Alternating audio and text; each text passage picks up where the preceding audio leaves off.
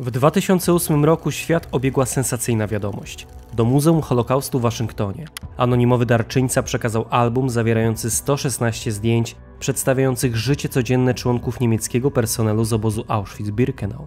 Pośród czarno-białych fotografii odnaleziono sylwetki takich zbrodniarzy jak Richard Baer, Rudolf Höss, Otto Moll czy Józef Mengele, którego po raz pierwszy ujrzano w mundurze SS. Fotografie nie przedstawiały jednak dramatu i śmierci, lecz sceny uśmiechu, odpoczynku i dobrej zabawy. Niektóre z nich uznawane są dzisiaj za ikoniczne. Jakie tajemnice odsłonił przed historykami ten niezwykły album? Zapraszamy na kolejny film.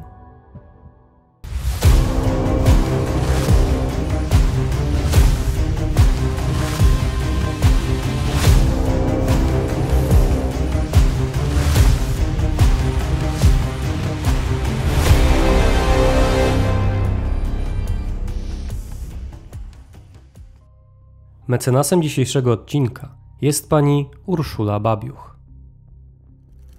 Okoliczności odnalezienia albumu były dość prozaiczne. Wraz z końcem wojny jeden z amerykańskich oficerów stacjonujących we Frankfurcie nad Menem poszukiwał mieszkania. Gdy wreszcie znalazł odpowiedni lokal, przystąpił do jego urządzania. Podczas prac porządkowych znalazł w szafie 31-stronicowy album, w którym znajdowało się 116 czarno-białych fotografii. Nie odnalazł tam jednak nic wstrząsającego. Niemieccy żołnierze i żeński personel leżą, odpoczywają, rozmawiają, piją wino, śmieją się. Nic nadzwyczajnego, pomyślał pewnie żołnierz. A zdjęcia jak to zdjęcia, żal wyrzucać. Po pewnym czasie oficer wrócił do Stanów Zjednoczonych i zamieszkał wraz z żoną w Virginii. Album, być może z innymi pamiątkami przywiezionymi z Europy, schował do jednej z szuflad i skupił się na nowych obowiązkach. Niezwykła kolekcja musiała poczekać na uwagę następne 61 lat. Gdy oficer był już w podeszłym wieku i postanowił pozbyć się niepotrzebnych przedmiotów, ponownie sięgnął po album. Wziął go do ręki, przejrzał, może przypomniał sobie nawet ciepłe frankfurckie lato i stwierdził, że czas najwyższy go komuś przekazać. Oficer uznał, że najlepszym adresatem będą pracownicy Muzeum Holokaustu w Waszyngtonie, do których postanowił wysłać list. Wiadomość trafiła do 26-letniej archiwistki Rebeki Erbelding, która poprosiła oficera o przesłanie albumu do archiwum. Kolekcja trafiła do niej w połowie stycznia 2007 roku. Album znajdował się wtedy w raczej kiepskim stanie, choć widać było, że jego pierwszy właściciel przyłożył sporą wagę do pewnego rodzaju estetyki albumu. Starannie wklejał zdjęcia, zrobił to bardzo równo i jeszcze staranniej podpisał niektóre z nich.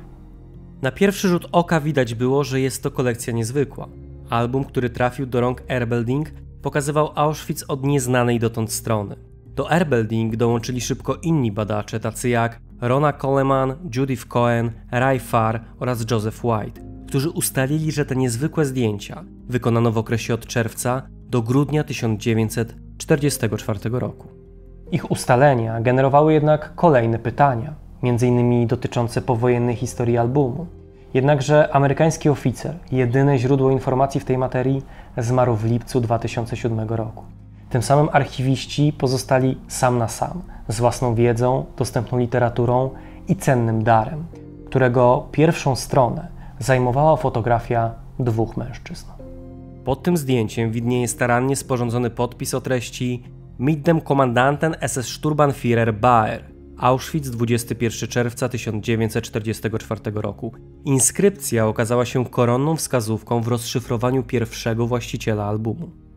Na pewno nie był nim Baer. Po co miałby podpisywać zdjęcie w taki sposób? Jeśli ktoś to zrobił, to mężczyzna znajdujący się po jego prawej stronie, który pojawiał się w albumie bardzo często, w zasadzie najczęściej ze wszystkich postaci. Jak się szybko okazało, mężczyzną tym był SS-Obersturmführer Karl Hücker. Ten urodzony 11 grudnia 1911 roku w Engerhausen mężczyzna przed zaangażowaniem się w ruch narodowo-socjalistyczny pracował jako urzędnik bankowy. Do SS wstąpił w październiku 1933 roku, a do NSDAP 1 maja 1937. Niemal całą wojnę spędził na służbie w obozach koncentracyjnych. W latach 1940-1944 był adiutantem Martina Weissa, komendanta obozów koncentracyjnych Neuengamme, Arbeitsdorf i Majdanka. Jego służba na Majdanku przypadła m.in. na okres realizacji tzw. akcji Erntefest, czyli akcji wymordowania 18 000 żydowskich więźniów na Majdanku, która była największą egzekucją w historii tego obozu. W maju 1944 roku Hückera przeniesiono na stanowisko adiutanta trzeciego z kolei komendanta Auschwitz, wspomnianego wcześniej Richarda Bauera. Okres służby w Auschwitz, a tym samym powstanie słynnego albumu, przypadł na jeden z najbardziej tragicznych okresów w historii obozu, podczas którego od połowy maja do września 1944 roku wymordowano około 330 000 węgierskich Żydów. Bohaterowie albumu Hückera zdają się jednak o tym za bardzo nie myśleć, tylko skupiają się na odpoczynku w specjalnym ośrodku dla SS-manów zlokalizowanym w Porąbce, którego zabudowania również pojawiają się na zdjęciach. Niemcy wylegują się na leżakach, rozmawiają między sobą, uśmiechają się. Jedna z kobiet bawi się z małym dzieckiem. To pracownica SS Helferinen, czyli służby łączności, w której zatrudniano radiotelegrafistki, stenotypistki i telefonistki.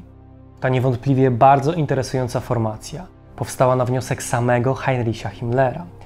Dostanie się do niej nie było rzeczą prostą, a kandydatki na SS Helferinen musiały wykazać się jakąś konotacją rodzinną z innym SS-manem, czyli musiały być jego żoną, córką lub siostrą.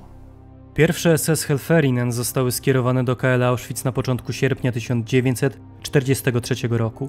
Do czasu ewakuacji obozu w styczniu 1945 roku służbę pełniło tam około 30 kobiet. Wszystkie pracownice służby łączności miały około 20 lat.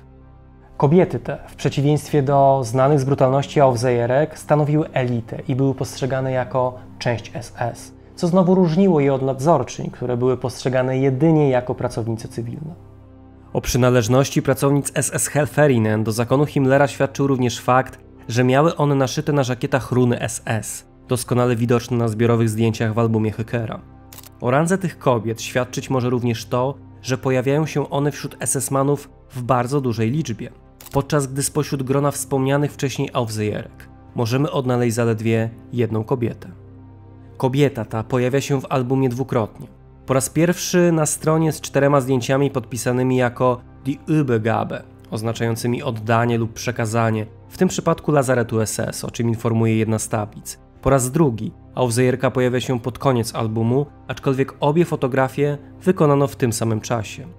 Kobieta w mundurze SS Aufseherin stoi pośrodku grupy kilkudziesięciu osób. Jej twarz jest jednak za każdym razem dość niewyraźna, co niestety utrudnia właściwą weryfikację tej postaci. Pierwsze skojarzenie przywodzi na myśl Oberaufseherin Marię Mandl, czyli kierowniczkę obozu kobiecego. Niewykluczone jednak, że może to być również słynna Irma Grese. Maria Mandl w świetle relacji miała zupełnie inną posturę, stąd właśnie wątpliwości. Możliwe jednak, że na zdjęciu nie znajduje się żadna ze wspomnianych przed chwilą aufseherek. W albumie Hückera kilkukrotnie dostrzegamy kolejną kobiecą formację, która pełniła służbę na terenie KL Auschwitz. Mowa o pielęgniarkach niemieckiego Czerwonego Krzyża oraz pielęgniarkach Narodowo-Socjalistycznego Związku Niemieckich Sióstr Rzeszy, których liczbę szacuje się na około 20 kobiet. Pielęgniarki podlegały władzy SS, były przez to określane mianem sióstr SS. Pielęgniarki z obu instytucji były zatrudniane w obozach koncentracyjnych w charakterze pomocniczego personelu medycznego. Panowała wśród nich hierarchia służbowa, a na czele grupy stała siostra przełożona, czyli Oberschwester. Siostry, podobnie jak wszystkie kobiece formacje w obozie, obowiązywała absolutna tajemnica na temat tego, co zobaczą. Niestety nie wiadomo, czy obecność sióstr była na terenie KL Auschwitz dobrowolna, czy może były one wysyłane przez służbę cywilną Rzeszy. Faktem jednak pozostaje, że mogły one poprosić o przeniesienie. Siostry, które tego nie uczyniły, często zapisywały się bardzo źle w pamięci więźniarek. Jedną z pielęgniarek, która wprost znęcała się nad chorymi, była Schwester Frida Schirdewan. Niemałe emocje wśród archiwistów, a w dalszej kolejności wszystkich pasjonatów zainteresowanych historią II wojny światowej wywołały zdjęcia Józefa Mengele, obozowego lekarza, zbrodniarza niepośredniego, który przez samych więźniów był określany mianem Anioła Śmierci. W albumie Hückera pojawia się on aż 8 razy. Dzięki albumowi po raz pierwszy ujrzano go również w mundurze SS. Zdjęcia, na których znajduje się Józef Mengele, stały się absolutnie ikoniczne i były wielokrotnie przedrukowywane w rozmaitych publikacjach oraz wyświetlane w wielu filmach. Anioł Śmierci znajduje się na nich w towarzystwie Richarda Bauera, Józefa Kramera czy odpowiedzialnego za akcję likwidacyjną węgierskich Żydów komendanta Rudolfa Hyssa, który podobnie jak Mengele bardzo często pojawia się w albumie Hückera. Na szczególną uwagę spośród całej kolekcji zasługuje również zdjęcie, na którym widzimy ponad 70 pozujących SS-manów, którym jeden z nich przygrywa na akordeonie. Sympatyczna fotografia kolegów z pracy. Przerażające jednak w tym wszystkim jest to, że pośród tych uśmiechniętych SS-manów możemy odnaleźć ludzi, którzy byli bardzo zaangażowani w trwającą wtedy akcję wymordowania 330 000 węgierskich Żydów. Między Hückerem a Hyssem widzimy na przykład SS-Hauptsturmführera Otto Mohla, szefa krematoriów Auschwitz, który nie tylko nadzorował akcję gazowania, ale również brał udział w kremowaniu setek tysięcy zwłok. Pozostałe zdjęcia w albumie przedstawiają m.in. trening strzelecki, ceremonię funeralną oraz zakrapiane winem spotkanie, które podpisano jako Jagdgesellschaft, czyli impreza myśliwska.